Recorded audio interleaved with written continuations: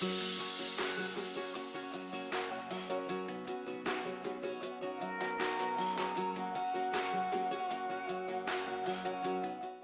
pagi bosku, jumpa kembali bersama saya Cecilia dari Pilar Mas Investindo Sekuritas. Touch your heart, touch your profit. Nah bosku, Presiden Joko Widodo atau Jokowi menyampaikan kabar gembira seputar vaksinasi virus corona atau COVID-19. Vaksin corona akan diberikan kepada seluruh masyarakat tanpa dipungut bayaran.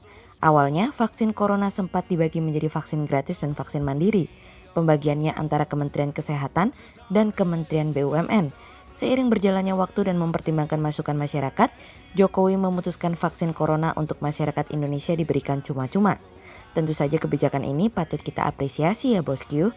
Nah seperti biasa kita akan mulai saja nih market review kita hari ini, Kamis 17 Desember 2020 dengan episode Wallflowers and Weeds. Maka dari itu jangan kemana-mana ya bosku, tetap di channel Pilar Mas Investindo Sekuritas. Touch your heart, touch your profit. Pionir Sekuritas Channel di Indonesia.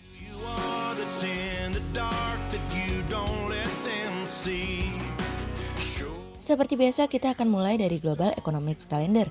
Ada berita dari US MBA Mortgage Applications yang naik dari sebelumnya minus 1,2% menjadi 1,1%. Kemudian ada dari US Retail Sales Advance month on month yang turun dari sebelumnya minus 0,1% menjadi minus 1,1%. Kemudian ada dari US Market US Manufacturing PMI yang turun dari sebelumnya 56,7 menjadi 56,5. Kemudian kita beralih ke corporate news. Ada berita dari PT Impact Pratama Industri Tbk atau IMPC yang targetkan laba bersih tahun ini 125 miliar rupiah dari kontan.co.id. Kemudian ada dari PT Astra International Tbk atau ASI yang kinerja penjualan mobil Astra pada November turun 7,5% dari bisnis.com. Kemudian ada dari PT Adikarya Tbk atau ADI yang anggarkan belanja modal atau capital expenditure sebesar 3 triliun rupiah untuk tahun 2021 dari kontan.co.id. Kemudian pada perdagangan hari Rabu tanggal 16 Desember 2020, IHSG ditutup menguat 108 poin atau 1,80% menjadi 6.118. Sektor pertambangan, infrastruktur perdagangan aneka industri, perkebunan, keuangan, industri dasar, properti, industri konsumsi bergerak positif dan menjadi kontributor terbesar pada kenaikan IHSG kemarin. Investor asing mencatatkan pembelian bersih sebesar 710 miliar rupiah. Kemudian kita akan mulai market review kita hari ini. Cerita hari ini akan kita awali dari The Fed untuk kita. Yap, penantian yang ditunggu-tunggu akhirnya usai sudah. Pertemuan The Fed yang sudah dilakukan tadi pagi pada akhirnya memperlihatkan kepada kita bahwa The Fed akan terus berusaha untuk memperkuat komitmennya untuk mendukung perekonomian Amerika, yang dimana itu artinya The Fed berjanji untuk terus melakukan program pembelian aset dengan nilai yang besar sampai perekonomian Amerika memperlihatkan kemajuan, khususnya dalam lapangan kerja dan inflasi. The Fed melalui Powell mengatakan bahwa mereka akan mempertahankan pembelian obligasi bulanan setidaknya 120 miliar dolar per bulan. Sejauh ini The Fed belum memberikan pengumuman untuk mengubah program pembelian mereka, bahkan The Fed tidak akan mengubah durasi pembelian jatuh tempo obligasi seperti yang direkomendasikan sebelumnya. Powell mengatakan akan terus melakukan pembelian aset, meskipun masih belum memberikan data proyeksi secara jelas terkait dengan efek dari pembelian aset tersebut kepada inflasi dan tingkat pengangguran. Di sisi yang lain, pemerintah masih terus berupaya untuk melakukan segala bentuk usahanya agar stimulus dapat keluar pada pekan ini karena perekonomian tidak bisa bertumpu hanya dari The Fed seorang diri. The Fed sejauh ini masih belum terlalu agresif dalam melakukan upaya sebagai seorang bank sentral untuk melangkah lebih jauh, karena kami melihat The Fed sendiri masih akan berhati-hati sebelum melangkah karena dari pihak bank sentral tentu menginginkan koordinasi yang lebih erat lagi dengan pemerintahan yang baru di mana Biden dan Yellen akan menjadi tali pengikat yang kuat bagi Powell untuk mendorong dan menciptakan bauran kebijakan. The Fed sendiri akan terus menjaga tingkat suku bunga pinjaman mereka setidaknya hingga 2023 mendatang. FOMC sendiri mengharapkan target tersebut dapat mencapai tingkat yang konsisten terkait dengan lapangan kerja maksimum dan inflasi yang mengalami kenaikan menjadi 2% dan berharap inflasi akan melebihi 2% dalam beberapa waktu mendatang. Powell memberikan peringatan bahwa dalam beberapa bulan ke depan mungkin perekonomian akan penuh dengan tantangan karena masih banyak masyarakat yang mengalami kesusahan ditambah dengan usaha skala kecil yang masih berjuang untuk bertahan.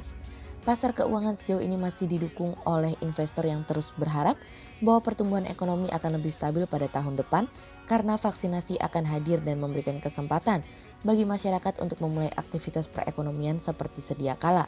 Secara makroekonomi, The Fed telah mengubah beberapa proyeksinya terkait dengan GDP 2020. The Fed menurunkan proyeksinya dari sebelumnya 3,7% menjadi 2,4%. Pertumbuhan ekonomi akan berkisar 4,2% pada tahun 2021 mendatang. Tingkat pengangguran turun dari proyeksi sebelumnya di 5,5% menjadi 5% pada tahun 2021 dan 4,2% pada tahun 2022. Inflasi pada tahun 2021 akan mengalami kenaikan dari sebelumnya 1,7% menjadi 1,8% dan akan menjadi 1,9% pada tahun 2022 mendatang. Pertemuan The Fed yang dinantikan sudah usai, lantas apa langkah selanjutnya? Menantikan stimulus dari pemerintah yang sedang dibahas saat ini dan semoga diharapkan pekan ini dapat keluar karena dana stimulus akan habis pada hari Sabtu pekan ini. Meskipun pelaku pasar dan investor sedikit kecewa karena tidak ada perubahan dalam jumlah nominal pembelian obligasi, namun kami melihat The Fed lebih optimis menatap masa depan terutama didukung oleh pemerintahan yang baru. Dengan kerjasama antara Yellen dan Powell, tentu ini akan menjadi sebuah gambaran bahwa pemulihan kian terlihat dan masa-masa sulit tentu akan cepat berakhir. Stimulus fiskal diharapkan dapat keluar sebesar $900 miliar, yang dimana tentu stimulus tersebut dapat memberikan secercah harapan bagi pasar pekan ini. Setelah The Fed, yuk hari ini kita nantikan Bank Indonesia akan mengadakan pertemuan. Secara garis besar seharusnya tidak ada yang berubah dengan tingkat suku bunga.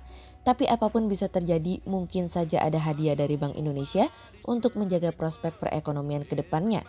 Sehingga fase pemulihan ekonomi dapat berjalan dengan baik. Kemudian cerita selanjutnya datang dari yuk IHSG kamu bisa.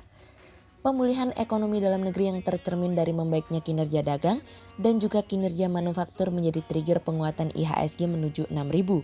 Kami melihat perbaikan kinerja ekspor masih berpotensi akan berlanjut seiring dengan perbaikan volume permintaan dari negara mitra dagang Indonesia. Tren pemulihan ekspor sudah mulai terlihat pada awal kuartal 3 2020 yang didukung dengan peningkatan harga komoditas ekspor seperti crude palm oil dan batu bara secara gradual. Pemulihan harga komoditas ekspor ditopang oleh perbaikan permintaan dari negara mitra dagang utama Indonesia terutama Cina dan India. Di sisi lain kami melihat kinerja impor akan cenderung meningkat namun dengan tingkat pertumbuhan yang lebih terbatas. Peningkatan aktivitas domestik khususnya konsumsi dan investasi swasta belum akan kembali ke level konsisten selama herd immunity belum terbentuk secara menyeluruh di tingkat nasional. Sejalan dengan ekspektasi pemulihan ekonomi domestik yang disertai dengan peningkatan laju pertumbuhan ekonomi pada kuartal 2 2021 mendatang, maka kinerja impor diproyeksikan akan meningkat pada semester 2 tahun 2021. Hal tersebut tentu dapat menjadi trigger bagi kepastian arah lanjut IHSG di tahun depan. Harapan kami adalah jangan sampai penantian vaksin mengalami kemunduran lebih jauh karena apabila vaksin belum tiba dalam takaran waktu yang pas, maka ekspektasi dan harapan yang sudah membangun pasar saat ini akan hilang dan membuat pasar mengalami koreksi. Meskipun kami melihat akan selalu ada sentimen penguat pasar untuk menjaga kekuatan pasar. Sejauh ini beberapa pembatasan yang dilakukan oleh Amerika memberikan dampak penurunan terhadap PMI manufacturing, service, dan komposit yang sudah kami perkirakan sebelumnya. Meskipun penurunan masih dalam batas toleransi, namun apabila vaksin tidak segera diberikan dan penguncian kembali dilakukan, maka data PMI berpotensi untuk kembali turun bulan depan. Meskipun kehadiran The Fed dan pemerintah terkait dengan kebijakan akan menopang ekspektasi pasar hari ini. Sehingga berdasarkan technical analisa, kami melihat saat ini IHSG memiliki peluang bergerak menguat dan ditradingkan pada level 6.013 hingga 6.152. Berikut stock watch pilar emas hari ini. Yang pertama ada dari BBCA, kemudian yang kedua ada dari Ali, dan yang ketiga ada dari MNCN. Berikut dua saham yang kami analisa hari ini ya bosku. Yang pertama ada dari ASI atau PT Astra International Tbk yang kinerja penjualan mobil Astra pada November turun 7,5%. Penjualan mobil oleh grup Astra pada November 2020 mencapai 24.425 unit. Realisasi penjualan itu terkoreksi 7,52% dibandingkan dengan capaian Oktober 2020 sebanyak 26.410 unit. Kontribusi penjualan mobil terbesar berasal dari merek Toyota, diikuti Daihatsu dan Isuzu. Sehingga secara kumulatif penjualan mobil Astra periode Januari hingga November 2020 sebesar 243.052 unit. Namun perolehan itu turun 50,93% dibandingkan dengan periode yang sama tahun lalu sebesar 495.357 unit. Sehingga berdasarkan technical analisa dalam tren pada jangka waktu short term berpotensi untuk bullish dengan target 6.160 dan tingkat probabilitas sebesar 80%, sementara dalam jangka waktu long term berpotensi untuk bullish dengan target 6.880 dan tingkat probabilitas sebesar 43%. Kemudian yang kedua ada dari BBKP atau PT Bank Bukopin Tbk yang di kuartal 3 2020 tercatat merugi 1,05 triliun rupiah secara konsolidasi. Turunnya laba perusahaan seiring dengan lantaran pendapatan bunga bersih turun sebesar 65,98% year on year dari 1,34 triliun rupiah September 2019 lalu menjadi 465,17 miliar rupiah. Hal ini tidak terlepas dari penyaluran kredit Bank Bukopin juga turun 8,4% year on year dari 69,54 triliun rupiah menjadi 63,70 triliun rupiah sehingga menekan kinerja perusahaan. Tentunya ini menjadi tantangan bagi manajemen dalam memperbaiki kinerjanya, di mana manajemen saat ini tengah fokus membenahi sejumlah tantangan untuk memperbaiki kinerja termasuk soal kualitas kredit.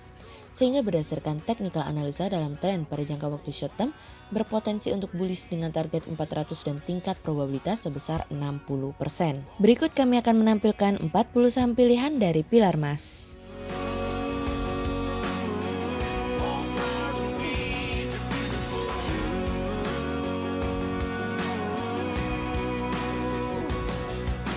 Smooth your edges, don't change your tune. Left to center's just right for you. Sekian untuk review market kita kali ini ya Bosku. Untuk info lebih lengkapnya Bosku bisa download PDF dengan klik link di bawah video ini atau bisa juga langsung akses ke website kami di www.pilarmas-investindo.co.id. Dan jangan lupa untuk selalu jaga kesehatan buat para Bosku ya. Kita akan bertemu lagi besok pagi untuk market review yang berikutnya. Jadi jangan lupa like, subscribe, dan tonton terus channel Pilar Mas Investindo Sekuritas. Touch your heart, touch your profit. Pionir Sekuritas Channel di Indonesia.